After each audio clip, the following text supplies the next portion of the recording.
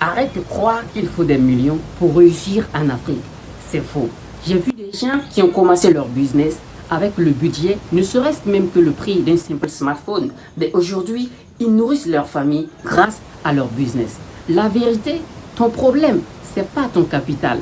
Ton problème, c'est ton mental. L'Afrique, c'est la terre d'opportunités. Chaque rue, chaque marché, chaque smartphone, c'est une porte ouverte. Mais la majorité des gens attendent le bon moment. Mon frère, ma soeur, le bon moment, c'était hier. Le deuxième meilleur moment, c'est aujourd'hui. Le premier idée de business, c'est l'agro-transformation. Tu sais, je connais un ami qui achetait des arachides au marché, qui les transformait. Rien d'extraordinaire, juste qu'il les transformait en pâte d'arachides, qu'il les emballait très propres et il collait son petit logo et il les revendait au marché. Le résultat était extraordinaire car même les mamans du quartier l'adoptaient. Elles achetaient encore et encore, tout simplement parce que c'est de la qualité. Aujourd'hui dont je vous parle, ils livrent même à des supermarchés. Vous voyez, un petit capital avec une grande vision. Le deuxième idée du business, c'est l'e-commerce local. Tu peux acheter des petits produits sur Alibaba, même au marché, que tu vas juste les revendre sur les réseaux sociaux, que ce soit TikTok, Facebook, même sur WhatsApp et se faire de bénéfices. Je connais un jeune qui a commencé à vendre des fourreaux, des chargeurs, des incassables de téléphone en ligne depuis sa chambre et il se faisait énormément de bénéfices. Mais actuellement, il est propriétaire d'une boutique qui emploie plusieurs employés. Le digital n'entend personne.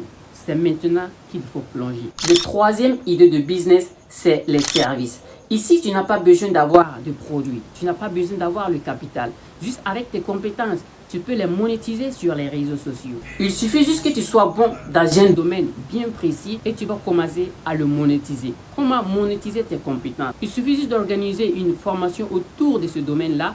Et beaucoup de personnes vont s'inscrire à cette formation afin d'acquérir des compétences. Que ce soit dans la coiffure, dans la cuisine, dans la danse, même dans la musique. Il suffit juste que tu sois bon là-dedans et tu vas organiser des formations autour de ça. Et beaucoup de personnes vont s'inscrire pour avoir des compétences. Même si tu n'as pas de compétences, il suffit juste de te faire former et d'acquérir des compétences.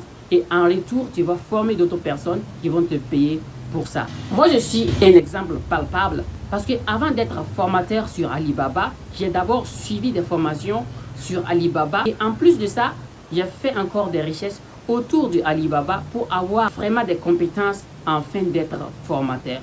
Aujourd'hui, en toute humilité, là où je suis allé suivre la formation sur Alibaba, si tu suis cette formation et tu reviens suivre moi ma formation, tu vas voir une grande différence. Parce que pour moi, c'est vraiment de la qualité et c'est bien expliqué. Tout simplement, j'ai suivi la formation chez cette personne-là. Je ne me suis pas contenté de la formation. J'ai encore fait des recherches pour amplifier ma connaissance avant de pouvoir former d'autres personnes. Et c'est ce que vous devrez faire. Vous devrez avoir la connaissance, la compétence avant de pouvoir former d'autres personnes. Et là, vous êtes en train de monétiser le savoir que vous avez acquis. Si vous êtes en train de regarder cette vidéo et vous avez déjà suivi l'une de mes formations, n'hésitez pas à laisser un message dans l'espace commentaire. Ça sera un réel plaisir pour moi de vous lire.